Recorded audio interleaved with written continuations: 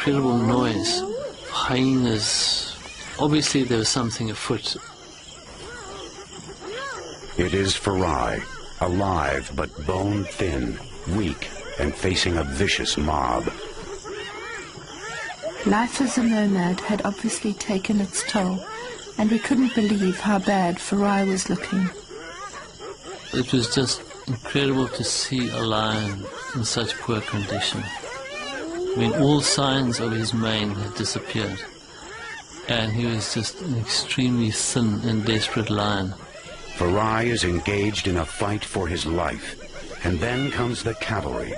He's formed a coalition with another nomadic male, one who is also in terrible condition, but his presence is enough to turn the tide.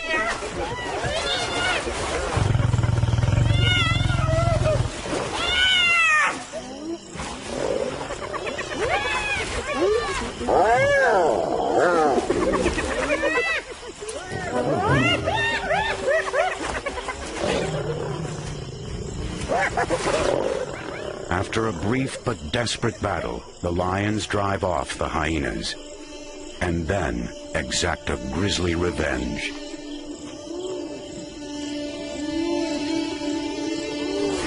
In the aftermath, Farai has taken a hyena cub. Hyenas are relatively slow breeders, and the death of a single cub can be an enormous loss.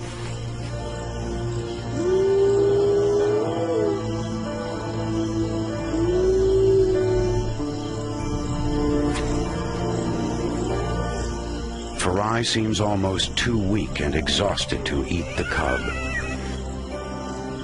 It's most unusual for a lion to eat a hyena, but Farai was obviously really desperate and starving. Still, the Richardsons hold out some hope for the young lion. Given the fact that he'd survived through most of the dry season, and he had formed a coalition with another male, he'd obviously hung in this long. And we just hoped that he'd manage to hang in a bit longer.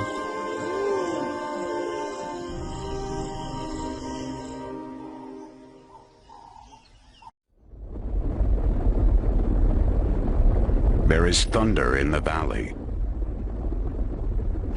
Here, great herds of buffalo make their way through a parched African landscape, responding to the siren call of water. Sweet and clear, a spring rises out of an otherwise dry riverbed, a rare oasis. It is also a trap. To get there, the animals must descend into a valley of death.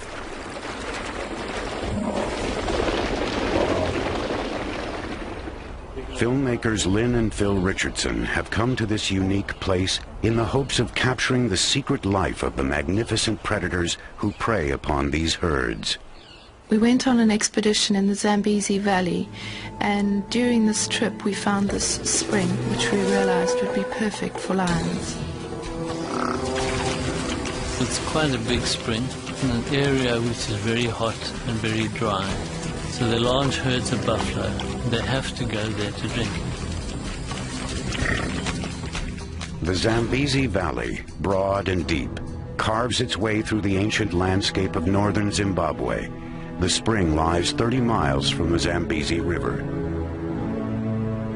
The gorge around the spring is a dream landscape for predators, but it can be a nightmare for filmmaking. Thick scrub and countless gullies render vehicles useless. Making a film about lions on foot is something that hasn't been done before. We thought long and hard about walking with lions. At first it was really scary, but after a while it was extremely invigorating. But walking with lions means lugging camera equipment over difficult terrain, in heat that can reach 115 degrees. With trackers Vice and Chris, Lynn follows a fresh trail. This is fresh now. Fresh, what time? Yeah, this is 6 o'clock. Okay, this is the one we must stay on now, Vice. Okay, let's follow this one. The lions have gotten used to the filmmakers and usually ignore them, but today, for some reason, they are not welcome.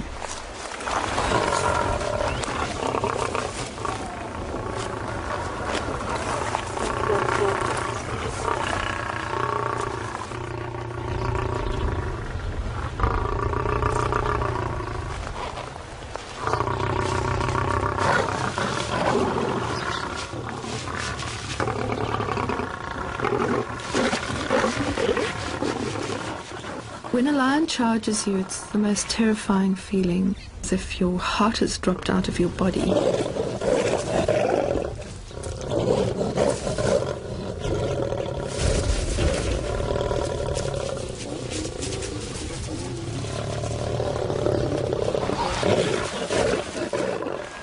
At times I thought, well, this is it, and it's coming too close, what do I do?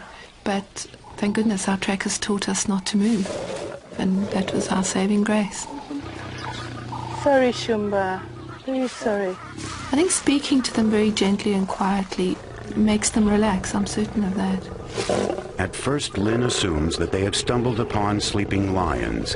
They're all sleeping here. That's a pity. We disturbed him. No, he's coming back. It's great. Okay, Shumba. But then the reason for the lion's aggression becomes clear. Weiss is the first to realize what's wrong.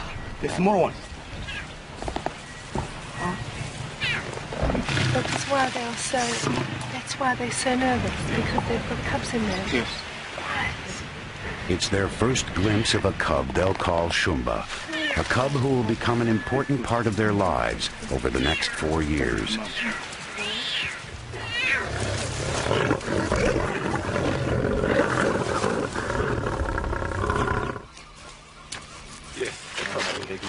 Here's the big male. The lions seem to be headed for the spring.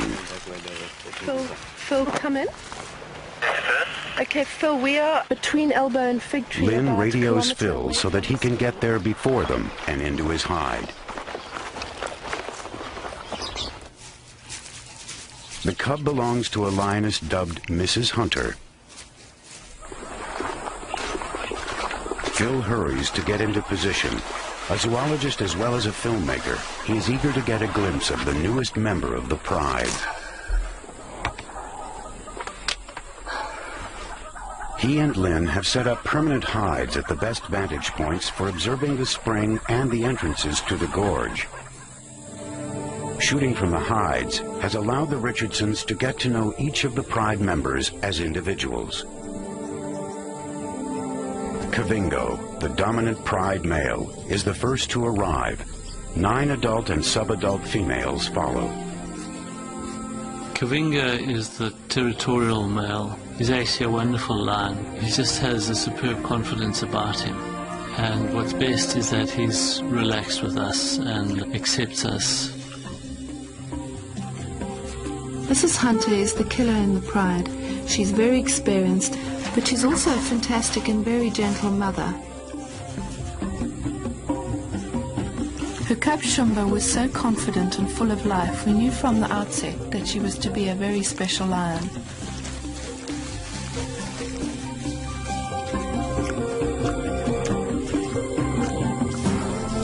And then there's Farai, Shumba's 6-month-old cousin and the comedian of the pride. Farai is a lion cub without a care in the world. He thinks this whole place is just made for him, and all the lions are his playmates. He's just an indomitable little fella. Another lioness calls for her own cubs, just 2 weeks older than Shumba. Lionesses in a pride tend to synchronize their breeding and share child-rearing duties, even suckling each other's babies. But there's no time to tarry at the spring. It's been 3 days since the lions have eaten, and if the lionesses are to continue to produce milk, they must hunt. It's time to stash the cubs, and the lionesses have already picked out a perfect shelter, a tiny cave not far from the spring. While the cubs settle into their snug hideaway, the hungry adults head out. Farai, too young to hunt and too old to huddle in the cave, looks bereft at being left behind. At the height of the dry season, several herds of buffalo come to drink at the spring every day. The buffalo must be aware that lions haunt this place, but thirst leaves them no choice. The lions take up ambush positions at the entrances to the spring.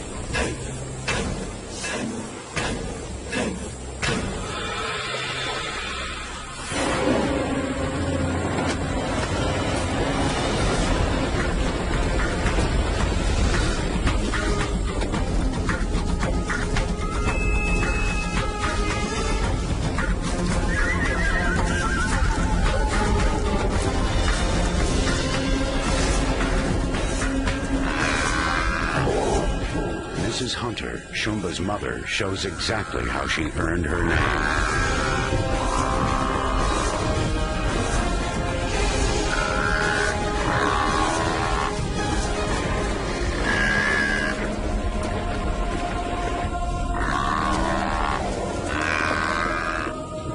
Deftly, she hangs on to the thrashing one-ton animal, keeping out of reach of sharp hooves and horns. Finally, the rest of the pride arrives. It will take the combined weight and strength of all the lions to finish the buffalo off.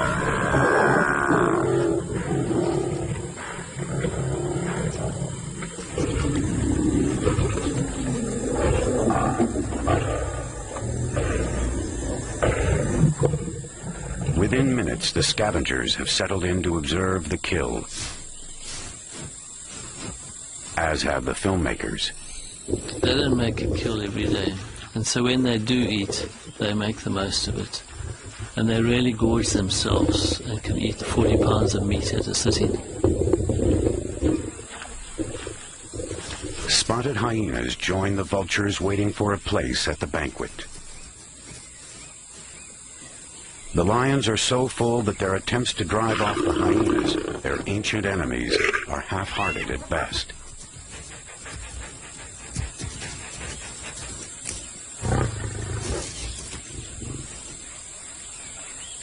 Now it's time for a good lie-down, something lions excel at.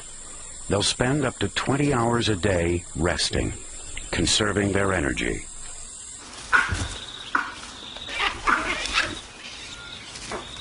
But for the Richardsons, there's no time to nap. Back at camp, they have to prepare for a long night of filming. Okay, you got the lipstick? As dusk settles over the camp, some noisy neighbors roost in the trees above. For Phil and Lynn, the baboons are not just amusing. The baboons are quite helpful in a way. They're extremely vigilant, so when they're in camp, they act as a sort of security system for us and sound their alarm if a lion or leopard is approaching camp.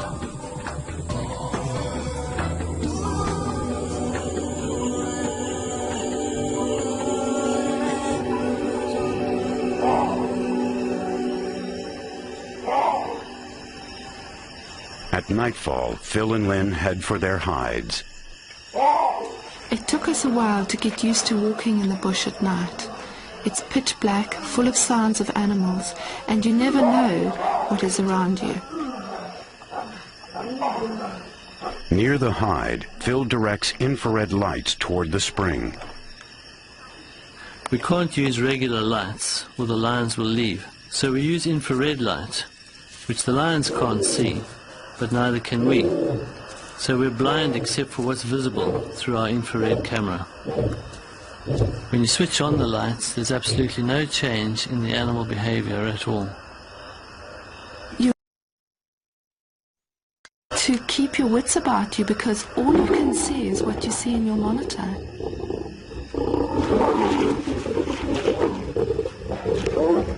Tonight, the pride is feeding on yet another buffalo carcass.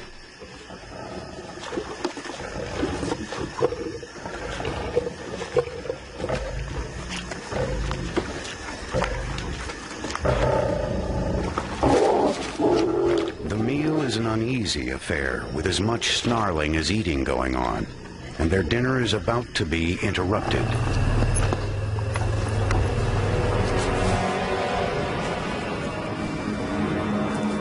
Elephants prefer to visit the spring by night, but they do not appreciate the company of lions.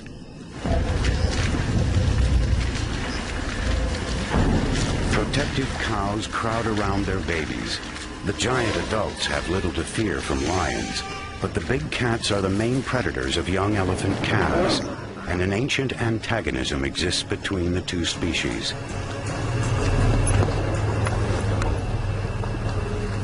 A psychological duel ensues. The elephants seem infuriated by the proximity of the lions.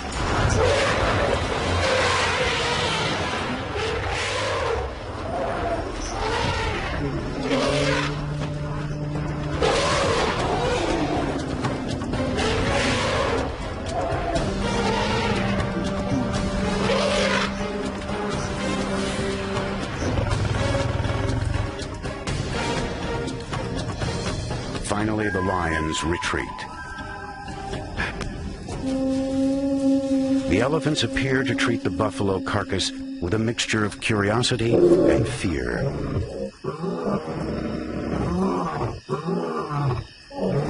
As if to deny their defeat, Farai, Mrs. Hunter, and Kavingo noisily announce that they are still the rightful kings of beasts. The adults in the pride are extremely tolerant of Farai. They put up with his antics with little more than a snarl or two.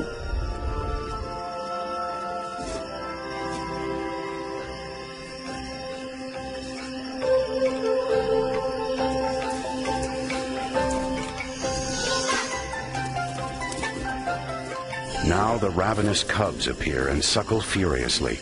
Even Farai, now old enough to be weaned, steals a suckle.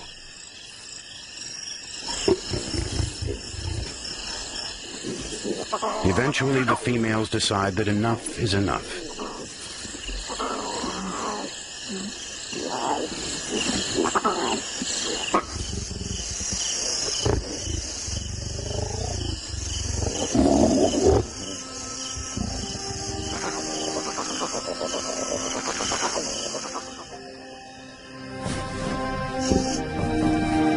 Now everyone is full and sleepy.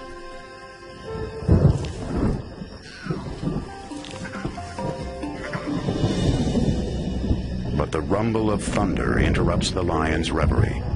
This calm, balmy night is about to take a violent turn.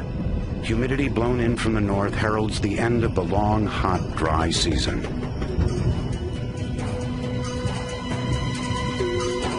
It's time to get Shumba and her cousins into the den.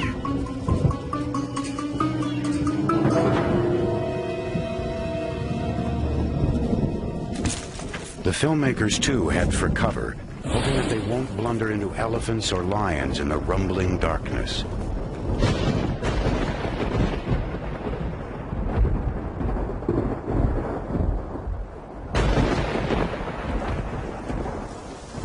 By morning, rain is falling steadily. The wet season is officially here.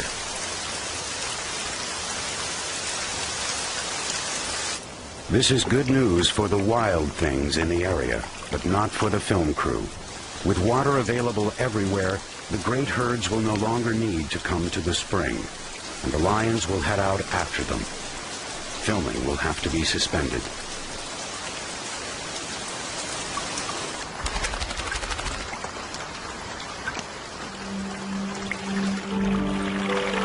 When the rains come at the end of the dry season, the place transforms immediately.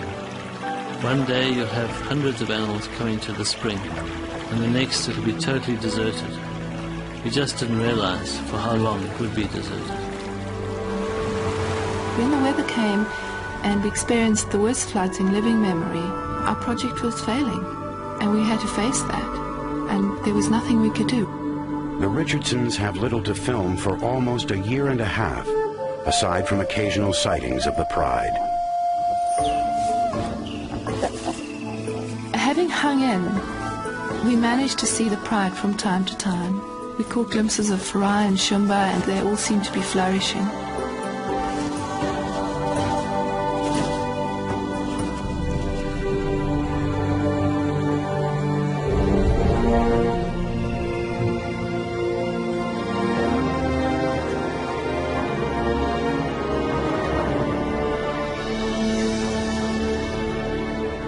Finally, after 18 months of mostly lost filming, the weather turns and the landscape begins to dry out again. Anxiously, Phil and Lynn await the return of the pride. Then one day they spot a familiar figure at the bottom of the gorge. It is Mrs. Hunter on a buffalo kill. After so much time, the filmmakers have no idea if the lions will remember them, or if they'll be starting from scratch. We were very pleasantly surprised. She was actually amazingly tolerant, given the fact that we hadn't been this close to her for over 18 months. It was just so good to see the lions back again and to be on foot with them again. That feeling of being alive reawakened in us. To feel so at one with the lions and with what you're trying to achieve. It was really fantastic.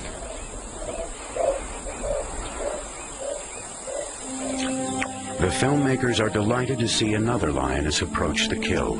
It's Shumba, now fully grown. But the lions have already gorged and abandoned the carcass after a few more mouthfuls. Instantly, the vulture sees the opening.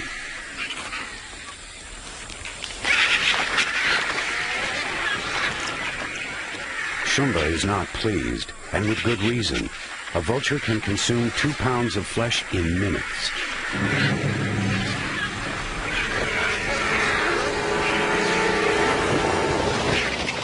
She rushes the scavengers, only to be frightened off by the flap of wings. Kavingo, the male, is beginning to show his age. He was still a big, powerful lion, but you could see that age was creeping up on him. So we were worried that his time as Lord of the Spring must be up. And there is trouble in the air.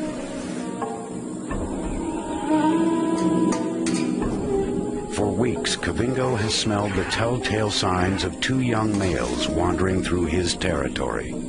They are after his lionesses.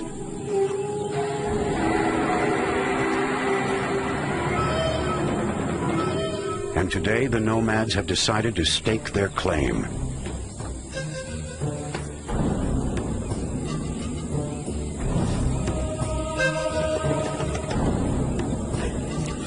The young males are in their prime. Shumba and Farai, sensing trouble, head for cover. Kavingo has a choice to make: stand his ground or leave.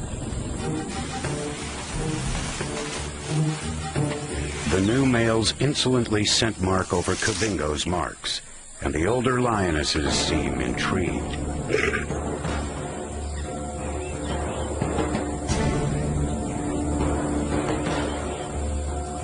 Like most young males, these 2 were expelled from their birth prides at about Farai's age, and have wandered after the herds ever since. But now they have their eyes on Kavingo's lionesses and his bountiful place at the spring. Kavingo, outnumbered, is still reluctant to give up his territory. But one of the new males takes the offensive.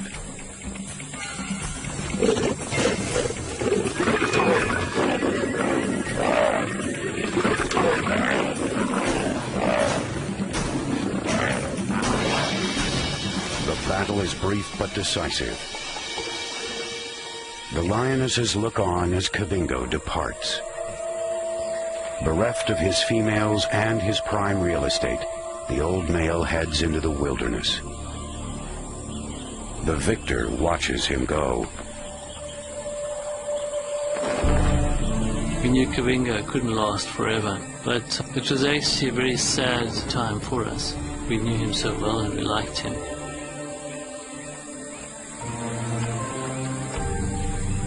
I was really sad to see Kavingo go, not only because we knew we'd never see him again, but because we got so attached to him. He was a very composed lion and very patient with his cubs. It was really sad to see him leave.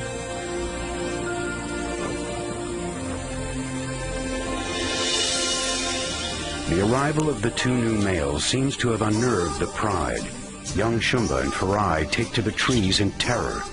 Farai's approaching the age when young males are driven from the pride. With tolerant Kavingo gone, his situation is precarious.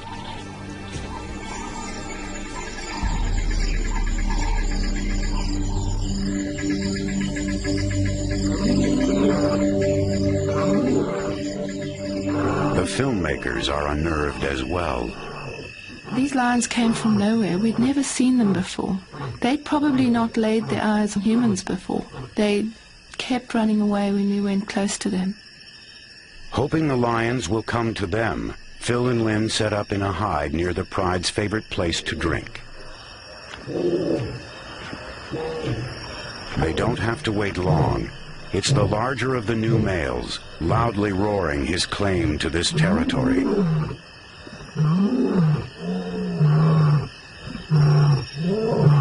We had often videoed Kavingo at night, but now we had no idea how the two new males would react to us.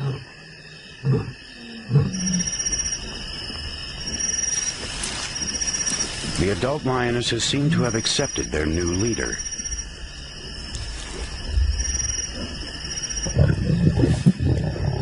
But the male has not accepted the presence of humans.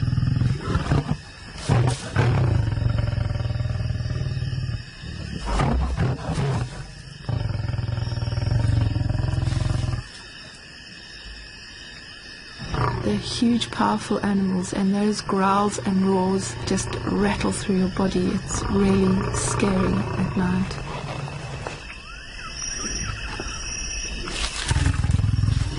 At night, they are just so completely in their own element, and you're so completely out of your element, and their respect for you diminishes to a very thin line.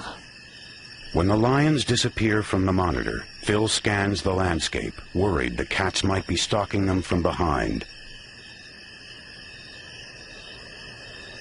He resorts to a searchlight. To his relief, he sees the lions heading off into the night.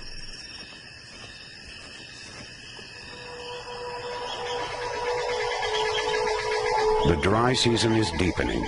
Gradually, the last water in the riverbed evaporates, leaving the spring as the only surface water for miles around. Life becomes ever more desperate for the wildlife. A few miles from the spring, elephants gather in the withering heat, which now soars over 100 degrees. The riverbed looks dry, but the elephants are about to transform it. There are a few places where the water level underground seems to rise up, and they dig wells to get down to the water.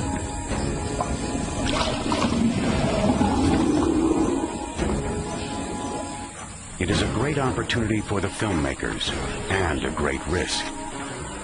It's a lot more dangerous than working with lions on foot, because the mothers are so protective over their babies. Using their enormous bulk and strength, the elephants dig down to the water level to create mud wallows. The mud cools them and protects their hides from parasites. For the youngsters, wallowing is just plain fun.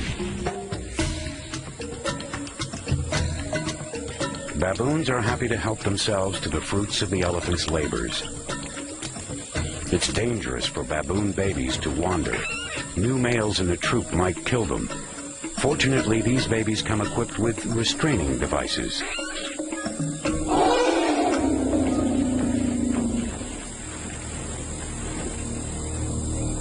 Phil notices that the wind is beginning to turn.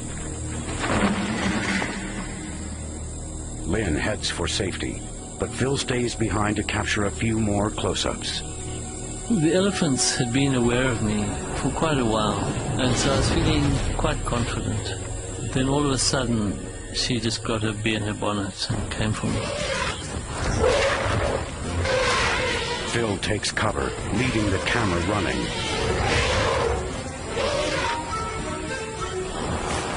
It was a pretty full-on charge because she stopped only 4 feet from the camera.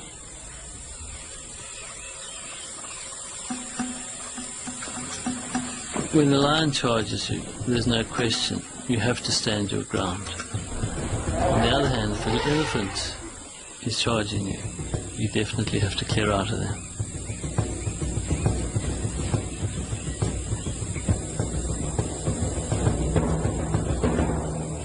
After the elephants depart, the pride makes its way to the dry riverbed to rest. The new males and the older lionesses have accepted each other, for the most part.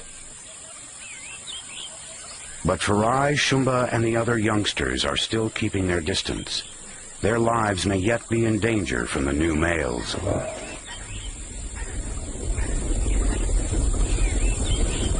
Shumba is the first to hear intriguing sounds from above the gorge. It's a large herd of buffalo, at least 200 strong.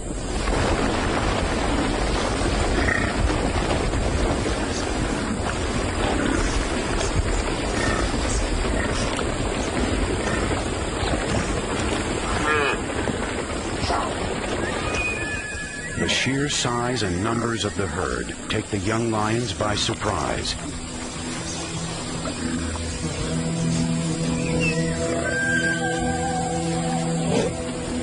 Shumba manages to spook one cow. Poor Farai manages to spook only himself, and the buffalo press their advantage.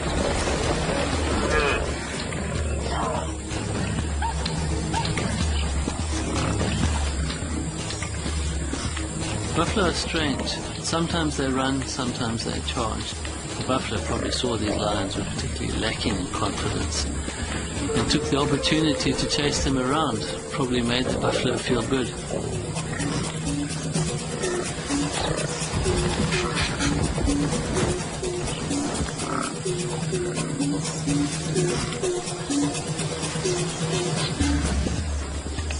The young lions slink off in ignominious defeat.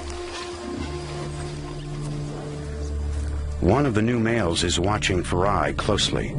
He's not likely to tolerate the young male much longer. Shumba seems oblivious to her cousin's predicament and sticks by him constantly.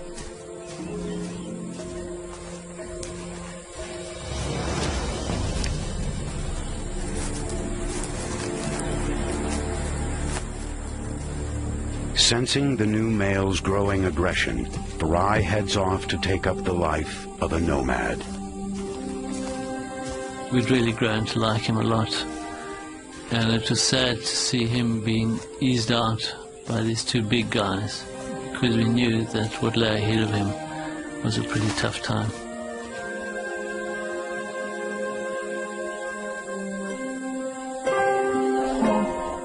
Shumba calls after him in vain.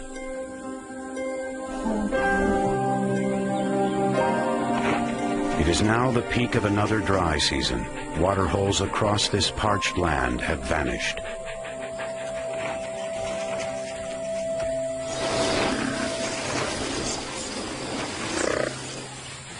Some grazers are starving, and some have not made it.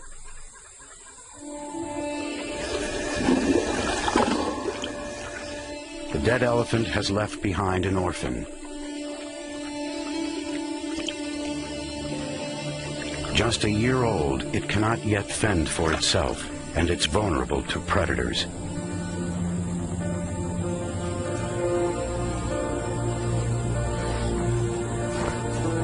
If it is not adopted, it has no chance. Elephants do sometimes adopt orphans, but this one seems to be having no luck. It may be the stress of the season, the battle for scarce resources, that causes the herd to reject the baby. Filming that little baby being rejected was so hard. I just thought, this is tough. Nature is so cruel at times. But it was really very sad to see that female push it away, and then it just went off on its own because it kind of got the message. And that was even harder because there was this tiny little thing that wasn't going to have much of a chance out on its own.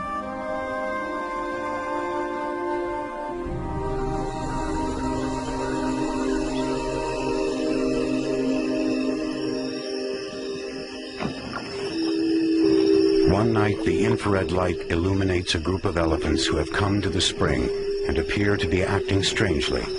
They seem both attracted and repelled by something.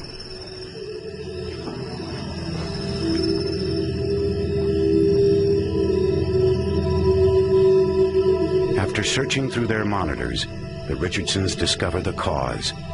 It's the baby elephant, now dead.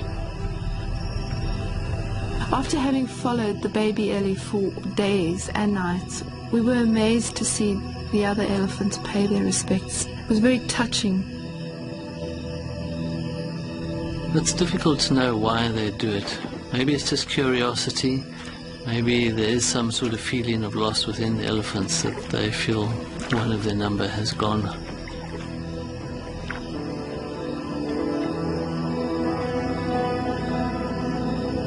But there's no room for sentiment in nature.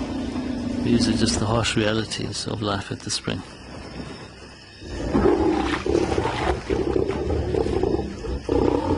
Before long, the lion pride has descended on the remains of the baby elephant. The size of the carcass brings together the entire pride for the first time since the arrival of the new males. The meal becomes a snarling, snappish affair.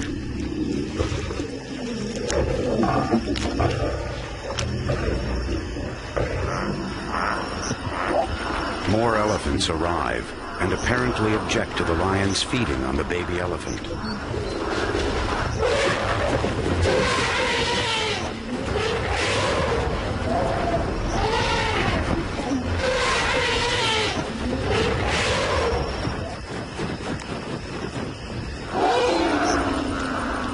In the end, it's a standoff.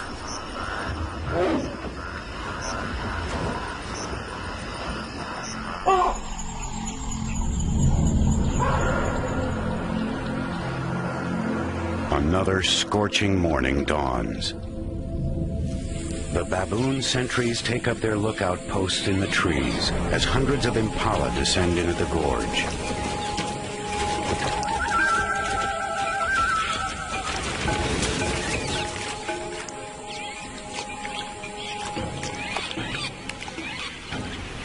It is morning rush hour at the spring.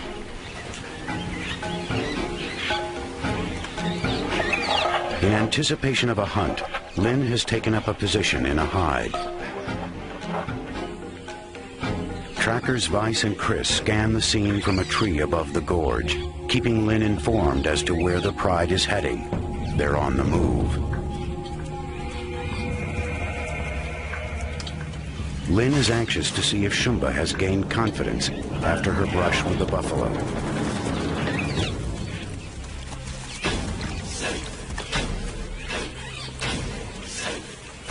Everything was perfect. The gorge was filled with impala desperate to drink.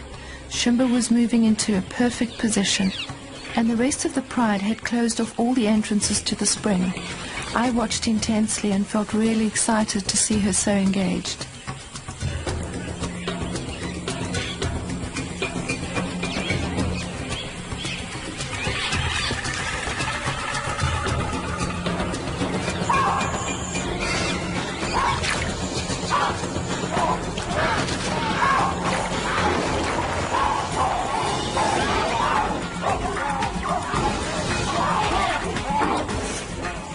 Inexperience, Shumba seems unable to decide which antelope to charge and lopes after them indiscriminately.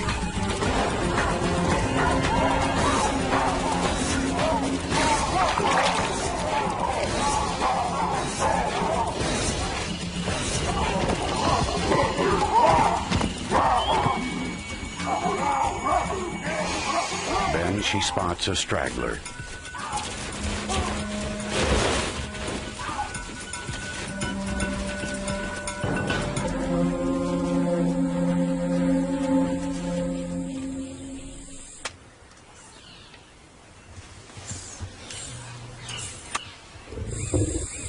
I lost her in the vegetation, but we quickly moved to find she had made a kill.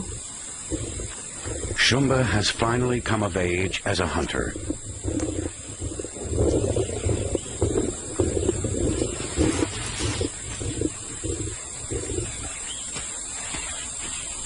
She has apparently come of age in another way. She no longer avoids the males. In fact, she seems quite taken by them.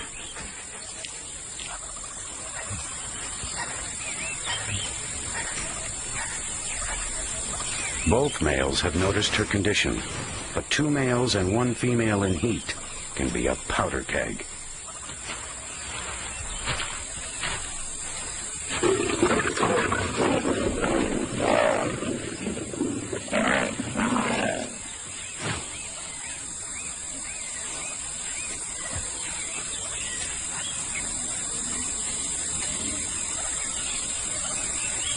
Having asserted his dominance over his companion, the darker-maned male will shadow Shumba closely, reveling in her chemical invitations.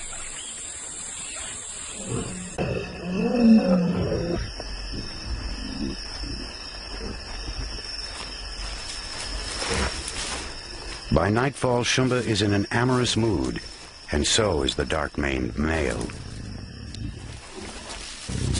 Their courtship will last about 3 days and nights, punctuated by mating about every 20 minutes.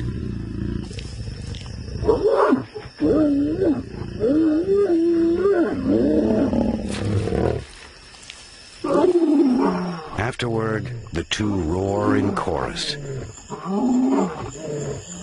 The other male responds, and his roars will not go unanswered.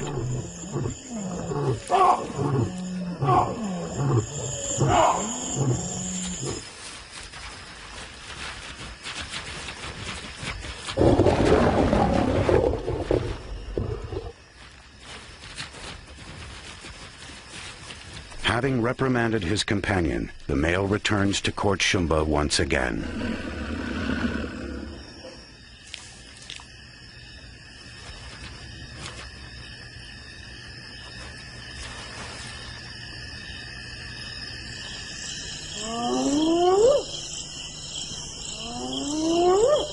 A few nights later, strange wails and laughter pierce the gathering dusk. I just heard this incredible noise. Hyenas. Obviously there was something afoot. It is Farai, alive but bone-thin, weak, and facing a vicious mob. Life as a nomad had obviously taken its toll, and we couldn't believe how bad Farai was looking. It was just incredible to see a lion in such poor condition. I mean, all signs of his mane had disappeared, and he was just an extremely thin and desperate lion. Farai is engaged in a fight for his life, and then comes the cavalry. He's formed a coalition with another nomadic male, one who is also in terrible condition, but his presence is enough to turn the tide.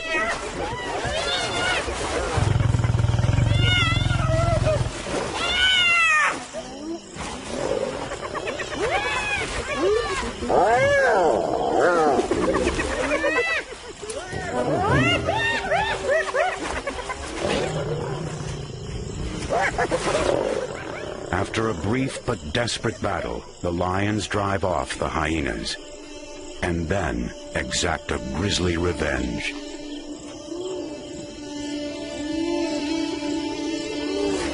In the aftermath, Farai has taken a hyena cub. Hyenas are relatively slow breeders, and the death of a single cub can be an enormous loss.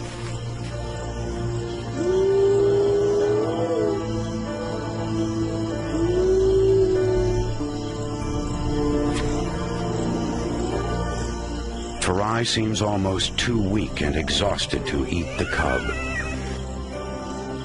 It's most unusual for a lion to eat a hyena, but Farai was obviously really desperate and starving.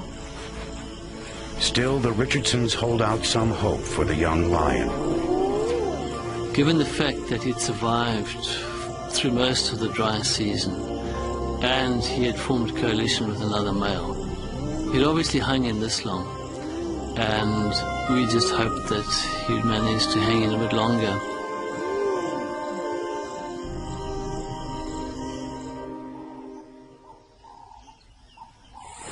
The next morning, Phil and trackers Chris Cross and Mike head out in the already soaring temperatures, strategizing where best to capture a hunt on film. If we go down to Berbers, a route Berber, go down to the water. Some of the pride watches them pass by.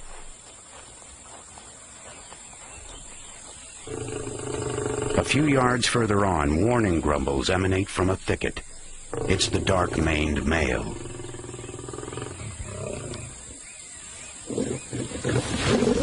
He is still not fully habituated to the filmmakers.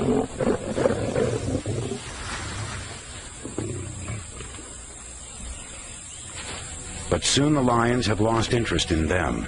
Something more pressing has their attention. Oh, there she is. Shumba is beginning to show her mother's intensity when it comes to stalking.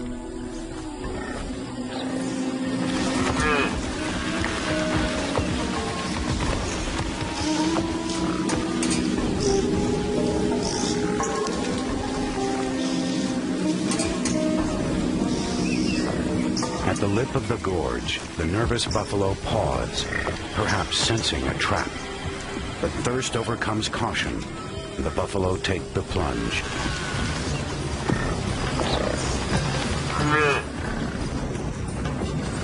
Each step closer to the water takes them closer to the big cats.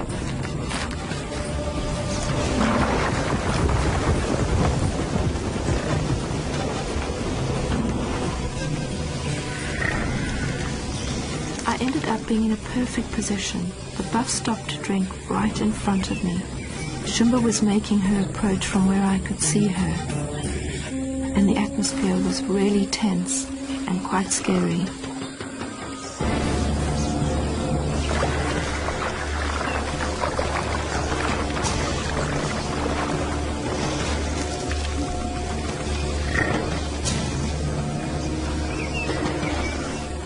Shumba begins her stalk.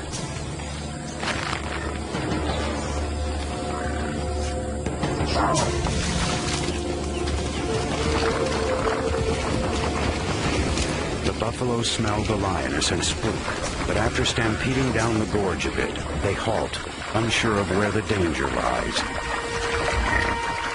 This time, it appears Shumba will not be intimidated.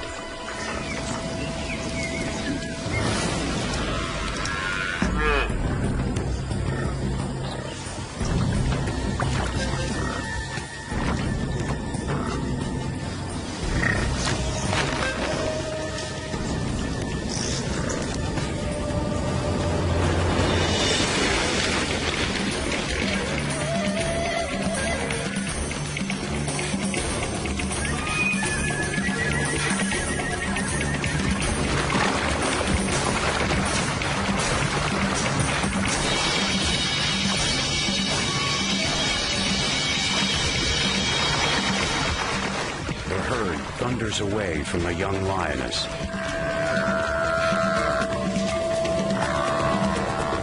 But for one buffalo, it's too late. Shumba and Mrs. Hunter have caught it. Once the buffalo has been caught and brought to a standstill, they seem to almost go into a state of stupor.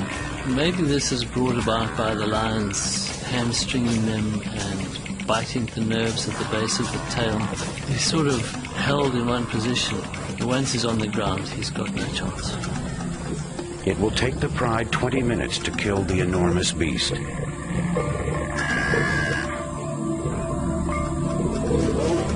Shumba has truly proved to be Mrs. Hunter's daughter, fearless at the kill.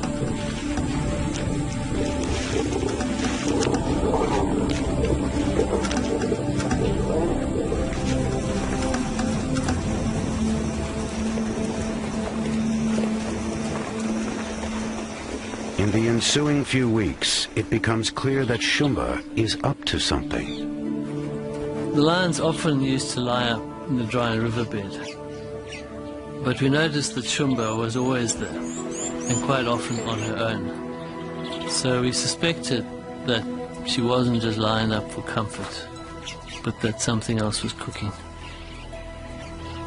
Chris, Cross, and Mike keep an eye on Shumba, waiting for her to head out on a hunting excursion. Only then can they safely send in the filmmakers to find out exactly what's been keeping Shumba so preoccupied. Cameras in hand, Lynn and Phil head for the spot that Shumba has been visiting. There, in a thicket that seems inadequate to protect something so precious, they find themselves in Shumba's den. It's just incredibly exciting to go in there knowing the danger of the situation. And then, of course, to be in a lion's den. I mean, you've heard stories there for 2,000 years. And there they were. It was just so fantastic to see these tiny little bundles, and they were probably only 3 weeks old, and their eyes had only just opened. They were really sweet. I thought they'd cuddle together, but they're miles apart. What's down? Yeah, they can barely walk, these little things.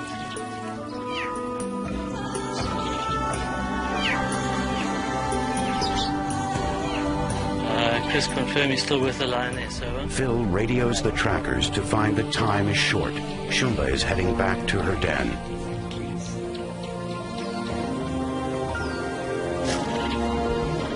Phil hustles to get a small lipstick camera in place so that he and Lynn can monitor the den remotely and maybe catch the mother and cubs together. Okay, let's clear out here. The lipstick's ready. Then it's time to go.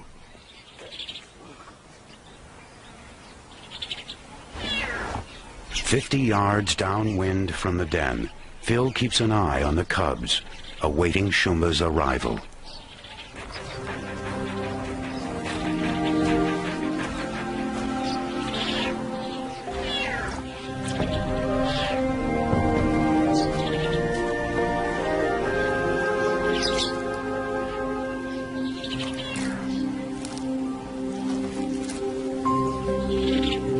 Don't believe it, but the lioness is in the den. She seemed so proud when she came back, and we watched her through the remote camera for quite a few weeks, and she was fantastic with the cubs. She was so gentle, and we thought she was to be a good mom.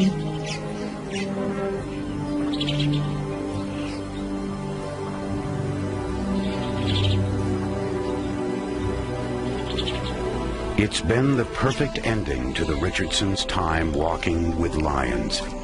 After 4 difficult years, they've captured the most intimate moments of an entire generation of lions on film. On the horizon, storm clouds have begun to gather. The rainy season cannot be far off. And soon the lions of the spring will depart, carrying with them the affections and hopes of the filmmakers who have come to know them so well.